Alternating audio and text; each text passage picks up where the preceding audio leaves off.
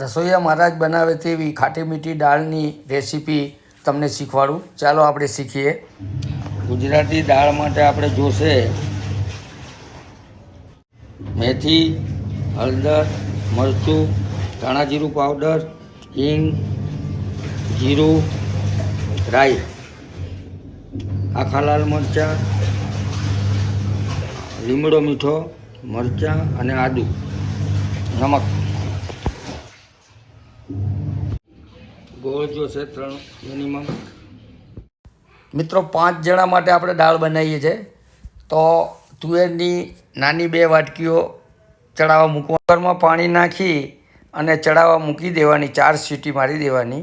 દાળ બાફતી વખતે 1 ટામેટું અંદર નાખી દેવાનું, જેથી બફાઈ ખટાશ માટે. 1 તપેલીમાં તેલ ગરમ કરવા મૂકી દેવાનું.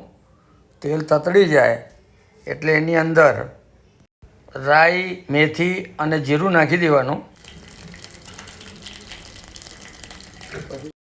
મીઠો લીમડો અને આખા લાલ મરચાં નાખી દેવાના અંદર.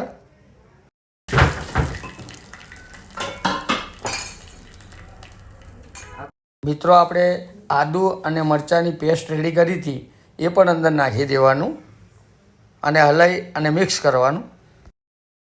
હળદર, ધાણા જીરું પાવડર, મરચાં એ નાખી દેવાનું. મિક્સ થઈ જાય એટલે આપણે દાળ જે બાફેલી હતી એ અંદર નાખી દેવાની મિત્રો, અને હલાવી મિક્સ કરવાનું.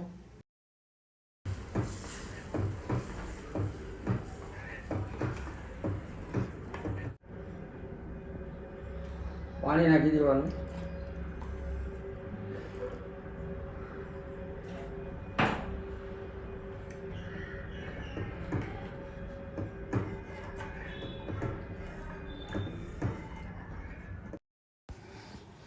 થોડીક ચડી જાય એટલે એની અંદર મિત્રો આપણે ગોળ નાખી દેવાનો.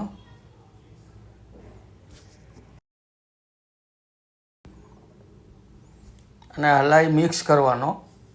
ગોળ ઓગળી જાય જેથી થોડુંક હલાવતા રહેવાનું, જેથી જલ્દી ઓગળી જાય. દાળ ચડાવતી વખતે આપણે ટામેટું નાખી દીધું હતું એટલે ખટાશની જરૂર નથી, અને લાગે તો લીંબુ નીચવી શકાય છે. દાળને કમસે કમ 15 થી 20 મિનિટ સુધી ધીમા તાપે આવી રીતે ચડવા દેવાની. જેટલી ચડશે એટલી દાળ બહુ મસ્ત લાગશે. સેમ રેસ્ટોરન્ટ હોટલ જેવી અને મારા જો બનાવે એ ટાઈપની સેમ લાગશે આપને. જુઓ મિત્રો, મારા જો બનાવે એ ટાઈપની દાળ રેડી થઈ ગઈ છે આપણી. ઉપર કોથમીરી ભભરાવી અને રેડી કરવી. મિત્રો, મારી ચેનલ ઉપર આવા નવા વિડીયો મોકલતો રહીશ. જો તમે મારી ચેનલ ઉપર નવા હોય તો સબસ્ક્રાઈબ કરજો, અને મારા વિડીયો સારા લાગે તો લાઈક કરવાનું ભૂલતા નહીં મિત્રો.